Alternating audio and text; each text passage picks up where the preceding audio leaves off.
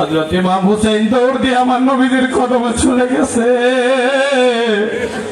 আমার নবী অসুস্থ। হযরত ইমাম হুসাইন রাদিয়াল্লাহু তাআলা আনহু তিনাকে দেখে আমার নবী বিছানা থেকে বসে হযরত ইমাম হুসাইনকে বুকে জড়ায় ধরছে।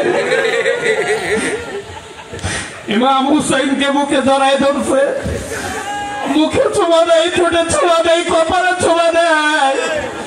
ভাই হুসাইন তুমি এসেছো নানাজি, আজ কয়েকদিন যাবৎ আপনি অসুস্থ, আপনাকে দেখতে আসতে পারি না গো নানা, আমার ভালো লাগে না। আপনি আমাকে চুমা না দিলে আমার ভালো লাগে না, আপনার কাছে না আসলে ভালো লাগে না। আমার নবী হযরত ইমাম হুসাইন কি কতটুক মহব্বত করতেন, কতটুক ভালোবাসতেন। হযরত ইব্রাহিম আলাইহিস সালাতু ওয়াস সালাম আমার নবীর কদমে আসলেন। নবী আমার বড় অসুস্থ, অনেক অসুস্থ। জিবরাইল আমিন আসলেন, প্রথম দিন আসলেন, ইয়া রাসূলুল্লাহ, ইয়া হাবিবাল্লাহ, আপনি কেমন আছেন, আপনার খবর নেয়ার জন্য আমি জিবরাইল আসলাম। যদিও আমার আল্লাহ সব জানে, তবু আল্লাহ কুশলাদি জিজ্ঞাসা করার জন্য আপনার কাছে প্রেরণ করেছে গো নবী, আপনি কেমন আছেন। নবী বললেন, জিবরাইল রে,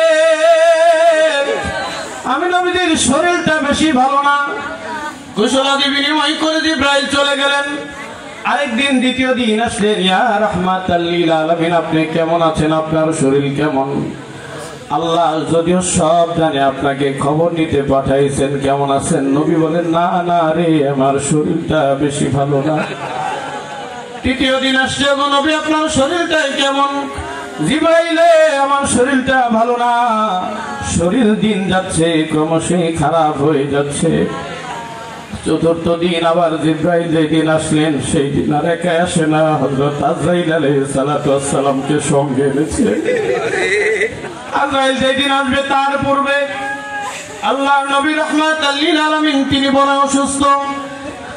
তিনার হুজরাতে আমার নবী মায়েশা সিদ্দিকার হুজরাতে সেই দিন আর কোনো মানুষ যাওয়ার অনুমতি নাই, শুধুমাত্র উম্মে সালমা রাদিয়াল্লাহু তাআলা আনহা তিনি দরজায় দাঁড়ায় আছে। উম্মে সালমা রে, তুমি দরজায় দাঁড়ায় থাকবা, আমার সাহাবীরা তো আমার অসুস্থতার কারণে পাগল পারা হয়ে গেছে। কয়েকদিন ধরে মসজিদে নববীতে আমি ইমামতিতে যাইতে পারি না, সাহাবারা তো আমার পাগল পারা হয়ে গেছে, কোনো কাউকে এই হুজরাতে ঢুকতে দিবা না।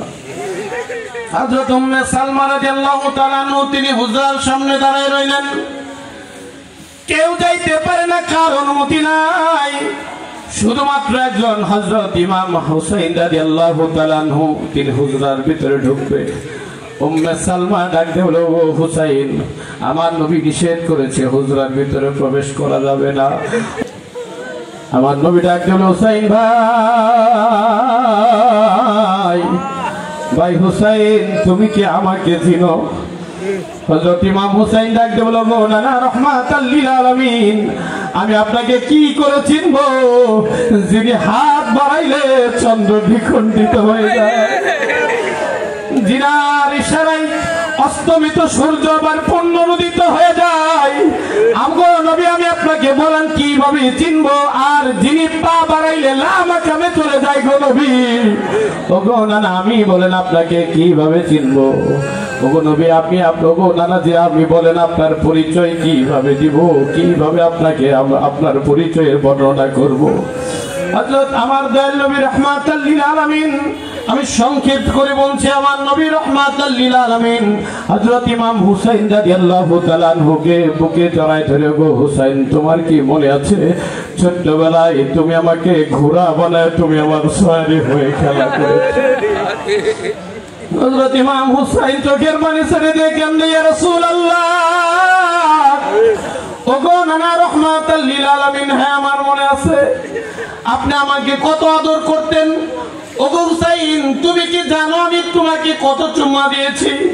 ইয়া রাসূলুল্লাহ, হ্যাঁ আমি জানি, আপনার একটা চুম্মার কারণে, একটা চুমু দেওয়ার কারণে হাজরে আসওয়াদ সাধারণ একটা পাথর কাবার সঙ্গে লেগে গেছে। ওগো নবী, ওগো নানা জান, সাধারণ একটা পাথর আপনার চুম্বনের কারণে ওই কাবার সঙ্গে লেগে গেছে। আমার নবী ডাক দিয়ে বলে, ওগো হুসাইন, তাইলে তুমি বলো তুমি কত বড় দামি। আমি তোমার আপাদমস্তক জায়গার এমন কোনো জায়গা নাই, দেহের এমন কোনো জায়গা নাই যেখানে আমি রহমাতাল লিল আলামিন তোমারে চুমো দেই নাই। জোরে বলেন সুবহানাল্লাহ। এমন কোনো জায়গা নাই ওগো ভাই হুসাইন, আমি এমন কোনো জায়গা নাই যেখানে তোমারে চুমো দেই নাই।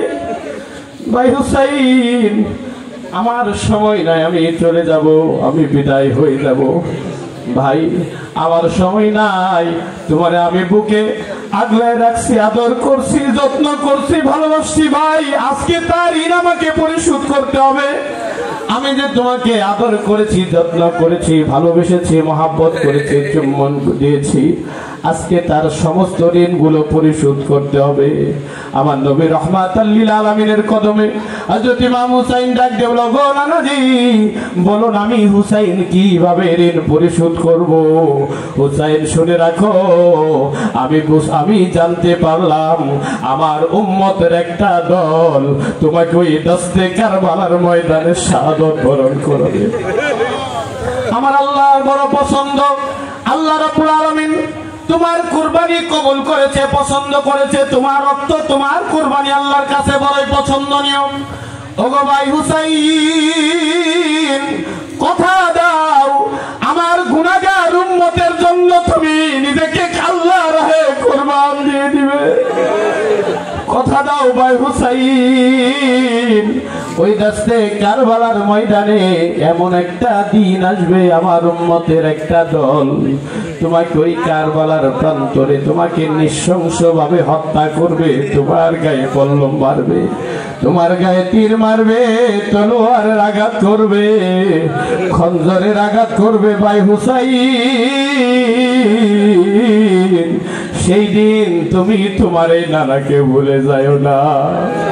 দেহে রক্তগুলো জমিনে পড়বে, তোমার শরীরে পল্লমের আঘাত আসবে। ভাই হুসাইন, তোমার শরীরে খঞ্জরের আঘাত করা হবে। ভাই হুসাইন, তোমার শরীরে পল্লম মারবে, তলোয়ার মারবে, তীর মারবে। ভাই তোমার দেহের তাজা রক্তগুলো কারবালার প্রান্তরে টপ টপ করে পড়বে, তুমি কষ্ট পাবে, কাতরাবে। ভাই হুসাইন, তোমার দেহ থেকে রক্তগুলো জমিনে পড়বে, তুমি সেই দিন ই শব্দটাও করতে পারবে না। সেদিন আমার নবী রহমাতাল লিল আলামিনকে বুকে জড়ায় ডাক দেব, গো নানা আমি আপনাকে কথা দিয়ে গেলাম, ওই কঠিন নিদারুণ সময়ে আপনার উম্মতের জন্য আমি আমাকে কুরবান দিয়ে দিব।